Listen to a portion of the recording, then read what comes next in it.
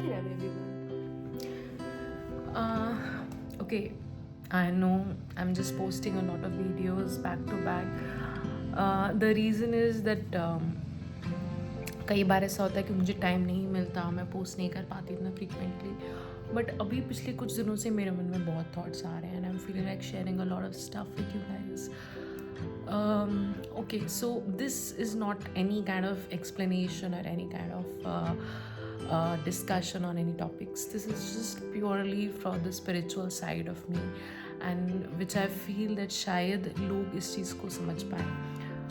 Being a Brahman, being a follower of Premanand ji, over the time period मैंने कुछ चीज़ों का महत्व समझा अपने जीवन में. कुछ बातें आपसे शेयर करना चाहूँगी, वो सारी. Okay, so just to say that Mahashivratri is on 15th February and आप सबको पता है it's a very very special occasion not only for Brahmins, for Hindus and for all the people जो भोलेनाथ में, शिव जी में अपनी आस्था रखते हैं. To be very frank, पहले मैं पूजा करती थी तो ये सोच के करती थी कि व्रत रखना है और एक टास्क रहता है कि पूरा दिन पूजा करो, साफ़ सफाई करो, हवन करो और अच्छे से रहो, मतलब झूठ नहीं बोलो, ये सारी चीज़ें. एंड देन यू नो एक व्रत अच्छे से हो जाता है. ओवर द टाइम पीरियड और जब से मैं प्रेमानंद जी के सानिध्य में आई हूँ, जब से मैंने उनको सुनना चालू किया है, आई केम अक्रॉस दैट पहली चीज़ तो भोलेनाथ श्री जी का ही रूप है. जिनको ये बात नहीं पता वो प्रेमानंद जी के कोई एक प्रवचन में जाकर सोच सकते हैं कि भोलेनाथ, क्योंकि वो भी गौर वर्ण के हैं और श्री जी भी गौर वर्ण की हैं, तो उनका ही स्वरूप है. और माँ पार्वती श्री कृष्ण, जो माँ महाकाली हैं, वो श्री कृष्ण जी का स्वरूप है. तो जब मैंने ये बात समझी तो मुझे धीरे धीरे समझ में आया कि जितने भी हमारे भगवान हैं, हम उनको एज अ सेपरेट एंटिटी या सेपरेट आइडेंटिटी भजते हैं. बट जबकि आप एक कोर देखा जाए, है ना, जैसे कि नींबू है, नींबू को आप पानी में डालोगे तो वो नींबू पानी खट्टा लगेगा. नींबू का अचार मसाले में मिक्स करोगे तो भी खट्टा ही अचार डलेगा. और वही नींबू को आप अलग अलग चीज़ों में यूज़ करोगे तो वो अपनी खटास छोड़ के जाएगा, बट उसका कोर एलिमेंट इज़ उसकी खटास.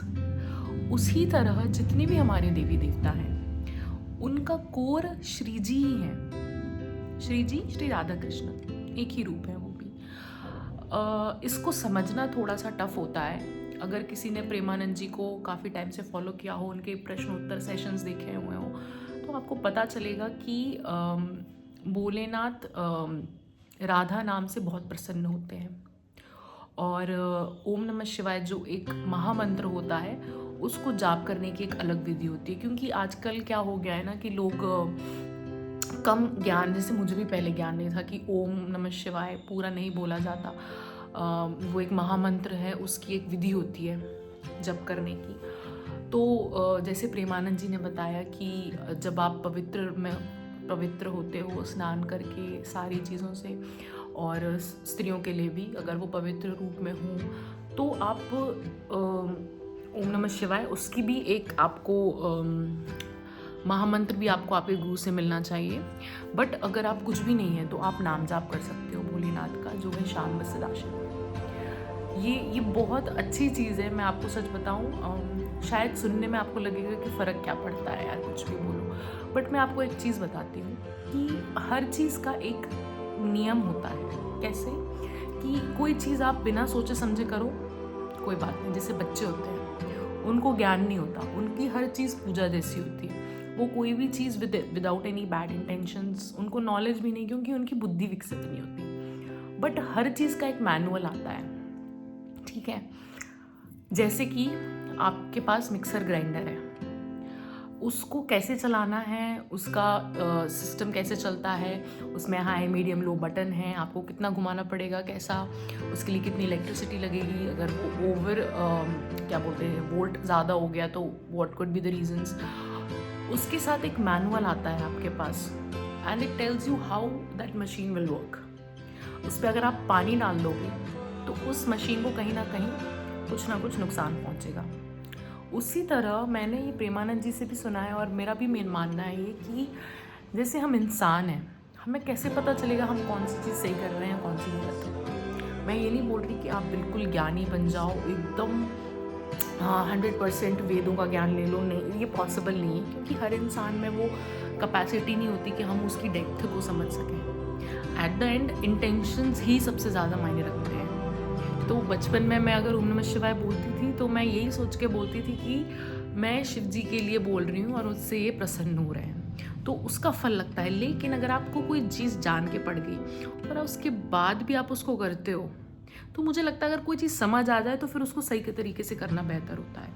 और मैं बहुत हाई लेवल चीज़ों में नहीं जाती, क्योंकि मुझे ऐसा लगता है कि मैं कोई ज्ञानी इतनी नहीं हूँ, भले मैं ब्राह्मण हूँ, पर कलयुग के हिसाब से अभी का जो ये युग है उसमें नाम जप की ज़्यादा महिमा कही गई है, रादर देन डूइंग जो भी कर्म कांड होते हैं, हवन करना, आरती, पूजा, भगवान का स्नान, भगवान के वेद शास्त्रों का अध्ययन, ये चीज़ें सेकेंडरी हो सकती हैं। आई एम नॉट सेइंग कि इनका कोई फल नहीं होता, बट नाम जप की जो प्रायोरिटी है, हर युग में एक चीज़ का सिग्निफिकेंस होता है। कलयुग में नाम जप ही सबसे बड़ा सिग्निफाई किया गया है। तो मैंने जब ये चीज़ समझी तो मैं पहले कंफ्यूज रहती थी कि यार शिव जी हैं तो मैं शिव जी का सांब सदाशिव शिव जपूंगी, गणपति जी आ रहे हैं तो गणपति जी का नाम लूँगी।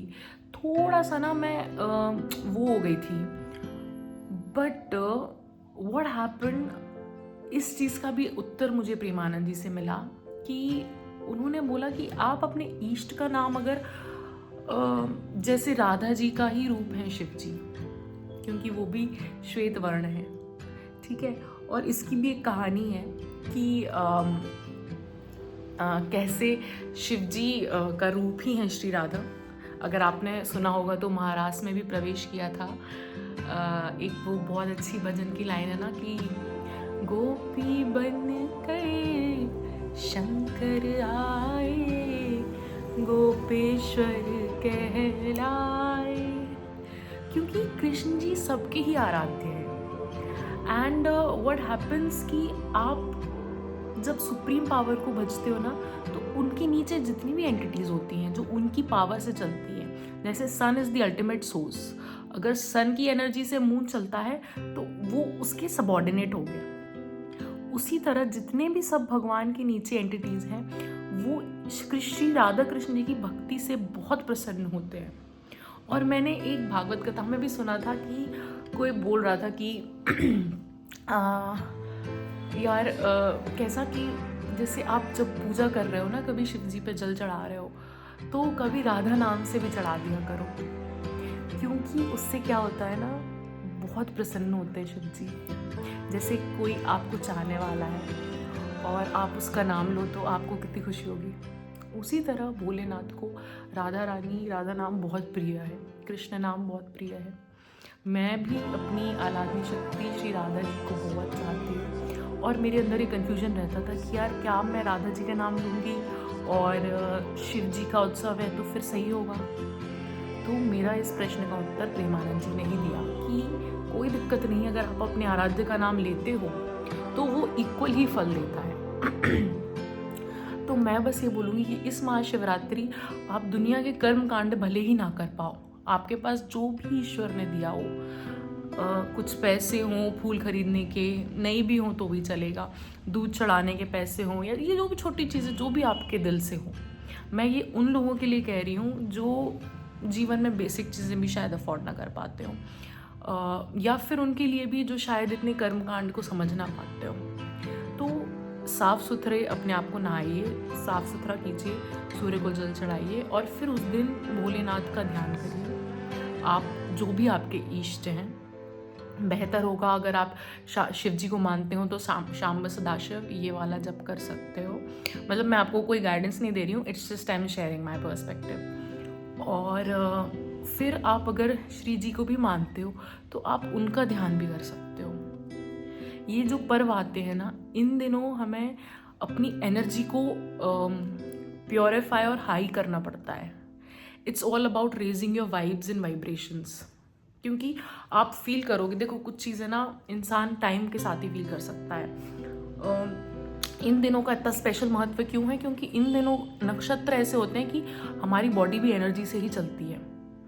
जस्ट थिंक फॉर 1 सेकेंड, जैसे ही इंसान के प्राण उठते हैं ये हाथ की एक उंगली भी नहीं हिला सकते, तो ये हिल कैसे रही है फिर? It's all due to that supreme power. तो जो ये एनर्जी है हमारे अंदर, इसको बैलेंस करने के लिए हम सुप्रीम एनर्जी से मिलते हैं।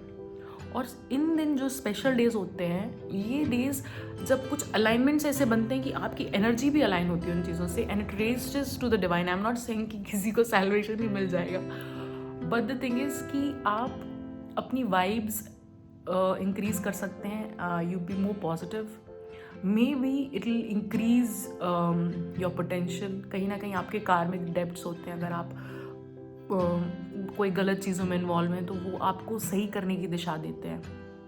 And trust me, more so over, ये चीज़ें आपको छोटी चीज़ में नहीं, बट आप जब लॉन्ग टर्म लाइफ जीते हो ना, तब आपको समझ में आता है कि एक हाई एनर्जी, एक हाई माइंडसेट से जीने से आपको कितना फ़र्क पड़ता है। So I just say this Mahashivratri, अगर आप कुछ भी नहीं कर पा रहे हो तो श्री जी का नाम लो, भोलेनाथ का नाम लो, उनको बहुत प्रसन्नता होगी। आप उनको ध्यान करोगे ना तो वो बहुत खुश होंगे उस चीज़ से। राधे।